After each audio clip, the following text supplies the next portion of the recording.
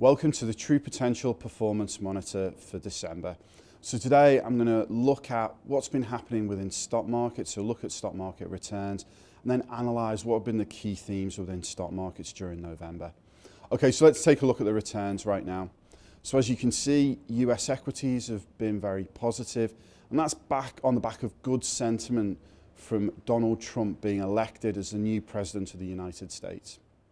Looking at Japan, you can see we've seen quite positive returns in local currency, and that's on the back of a weakening Japanese yen. So that's a real benefit for Japanese exporters.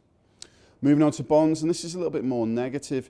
We've seen quite negative returns during the month, and that's actually on the back of what's been very positive start to the year, but some of those returns are now unwinding. Lastly, looking at currency, what we've seen here is sterling starting to strengthen. But again, remember, we did have that big fall in sterling earlier in the summer. Okay, so let's move on. Let's have a look at what have been the key events. And if you remember last month, I discussed inflation and basically how we were moving into a rising inflationary environment. We've seen further confirmation of this as current inflation levels have picked up, but also, more importantly, prospective inflation levels for next year have also picked up as well. Okay, so let's have a look at the key themes. I think I couldn't stand in front of you without discussing what has been the main theme for December, which is the election of Donald Trump as the President of the United States. So Trump is seen as being very much pro-business. He wants to reduce both personal and corporate taxation as well. So what does that mean for investment? What does that mean for the market environment? What it means is that potentially we might see better growth. It means that we might see higher inflation, higher interest rates, and structurally higher bond yields. The extent to which this feeds into global bonds is something that we're monitoring very closely at the moment. Transitioning to higher bond yields won't be without some pain, but we've seen investors lowering bond duration across portfolios, thus helping to mitigate some of that interest rate sensitivity. Okay, so let's have a look at what sectors should do well with Donald Trump as the new president. And the first one is technology, so that benefits from cuts to corporation tax, and financials, which is helped by a steepening of the yield curve, which occurs when yields on long-dated bonds rise faster than those on short-dated bonds. Banks benefit because they borrow short-term and they lend long-term. Higher spending on infrastructure will feed directly into pro-cyclical areas, such as the construction sector, industrials, and some commodities as well. In general terms, this favours investors with a value bias. Okay, so let's think about investment right now. And in the current market environment, we're seeing a change to at what point we are within the market cycle.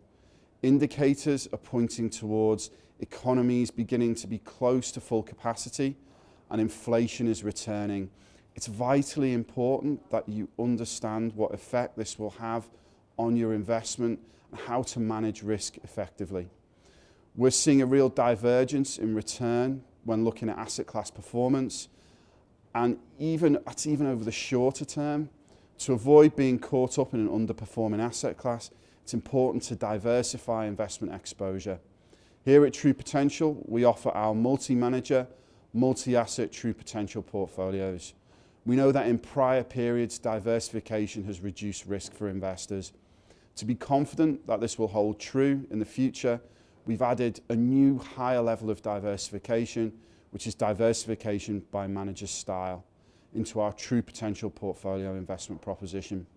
Our objective is to manage volatility effectively over time and to encourage investors to take a longer term view when investing.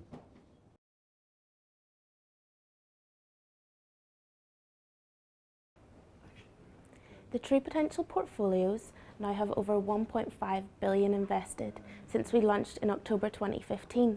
So we would just like to take this opportunity to thank you all for your continued support. Looking at performance over the month, we have seen some negative returns as certain asset classes have struggled over the period. However, performance since launch has been strong, with the aggressive portfolio returning almost 21%. What this illustrates is that investors who have taken on higher levels of risk during this period of uncertainty have been rewarded. Moving on to look more in depth at what's been happening in markets, what we are seeing is a turn in the economic cycle. Inflation is returning and we are in a rising bond yield environment.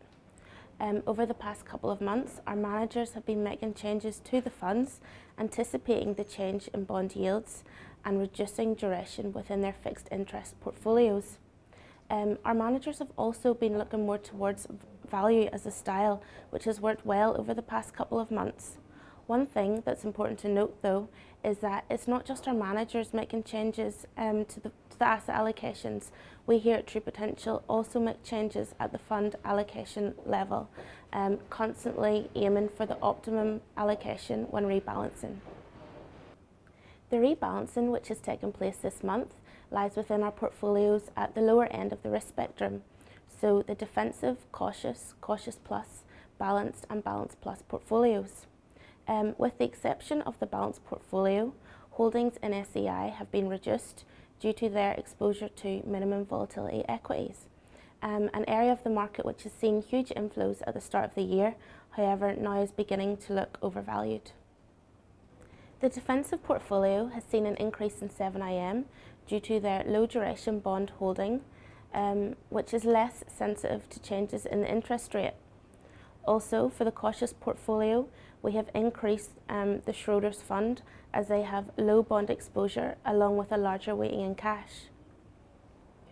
Within the balanced portfolio, we have seen a reduction in Allianz as we have looked to minimise risk within the portfolio.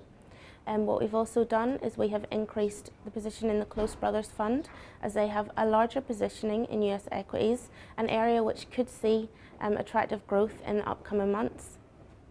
For the Cautious Plus portfolio, we have reduced the holding in the True Potential SEI Defensive Fund and increased our holdings in both the True Potential Schroders Balance Fund and the True Potential Close Brothers Balance Fund. Looking at the Balance Plus portfolio, the True Potential SEI Cautious Fund has been reduced, and we have introduced the True Potential Schroders Cautious Fund, providing increased fund manager style diversification. For the rest of the portfolios, we have kept all allocations the same, with our 4 optimisation factors continuing to be paramount within the portfolios.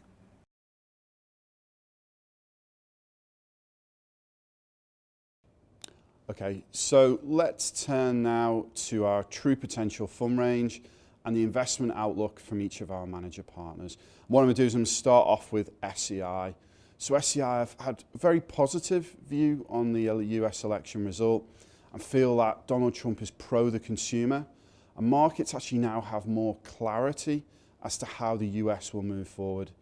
SEI feel that a reduction in corporate tax could be a big benefit for US stocks.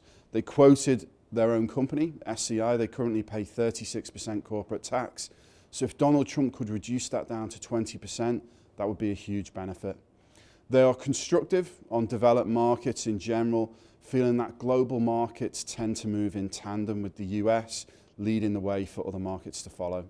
Contrary to some of our other managers, SEI do not feel that volatility levels will spike up under Donald Trump's leadership. Okay, so next let's take a look at Threadneedle. So starting with equities, the fund was around about 70% in FTSE 100 stocks, but some profits have been taken since the post-Brexit rally. And Threadneedle, I'm looking more towards the domestic cyclical companies. They've got 0 weighting in both banks and miners. However, this isn't a structural long-term view, and they would add to these areas if they were to see value. They've been looking at stocks, UK banks such as Lloyds and Standard Chartered, but they're wary that there could be more bad news coming from these two companies. Threadneedle are a little bit more bearish on bonds and feel that the overall trend for bonds is one of rising yields. They're positioned quite conservatively when it comes to duration, so how sensitive they are to changes in interest rates. Threadneedle are very cognizant of investing for the long term and will not make any short-term changes due to short-term volatility. Okay, so let's move on to Close Brothers. Close have become more positive on equities, and they feel like there's some really good opportunities within equity markets moving forward. They're still heavily underweight alternatives. They've only got about 1 to 2% in gold right now.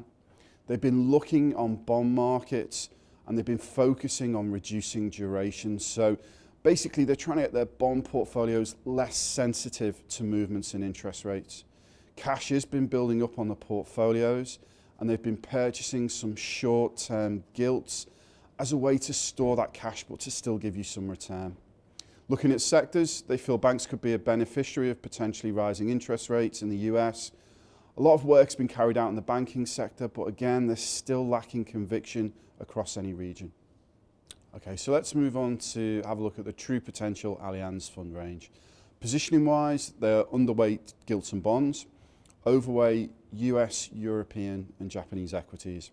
They're quite negative on emerging markets at the moment, taking the view that US dollar strength could cause problems for this area, and outflows out of these markets are picking up. Confidence is very high in the US. This and the fiscal expansion may provide the means for a final leg up in the market. Okay, so next let's move on to 7IM. Ahead of US election, 7IM reduced Asia Pacific stocks, and they took down their Japanese yen exposure, which has worked well. 7IM feels that Trump's win has helped value stocks return to favour, as well as gold and banks, and they've seen a sector rotation away from the bond proxy stocks. Prior to election, there was quite a risk-off sentiment with 7IM, but now they feel that the mood is more risk-on. On Brexit, they feel that they're more optimistic, and we could see a softer Brexit than originally what they thought. Okay, so let's move on to UBS.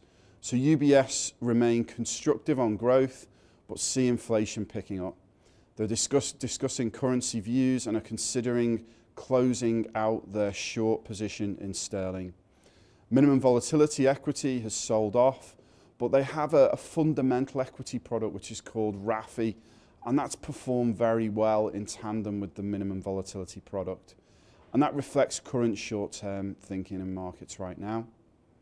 Moving on to bonds, they're very short duration at the moment, again, less sensitive to movements within interest rates. And also, UBS also hold a currency product called CARS, and that's provided uncorrelated returns over the past few months. So it's a good way to diversify within the fund range. Next, moving on to Schroders. So Schroders have actually had quite a big position in Europe, which they're currently reducing down, and they're using it as a source of cash for other ideas, and that's because they feel political risk in this area is quite significant. They're very wary around China, but what they feel is that they can't hedge this out without using bonds, which is an area that they don't like currently. As I'm sure you'll know, they've not liked the bond markets for quite some time, and their view of inflation's likely trajectory, both in the UK and especially in the US, it only reinforces this view. For equities, they're favouring value, as a lot of our managers are right now. And what they have noticed, though, is some of the more cyclical sectors, such as banks, miners and oils, have already had a strong run. Okay, so finally, I'm going to take a look at Goldman Sachs. So looking at the economic and technical indicators, Goldman's feel that commodities are improving, and that historically commodities have been a very good hedge against inflation. They're overweight UK and US equities, but are underweight gilts and high yield bonds. Cash is higher than usual, but this allows them more freedom in case they see any opportunities within markets. Okay, I'd like to thank you very much for listening in today. I'd like to wish you all a very happy Christmas and also enjoy your new year. And I look forward to speaking to you soon. Thank you very much.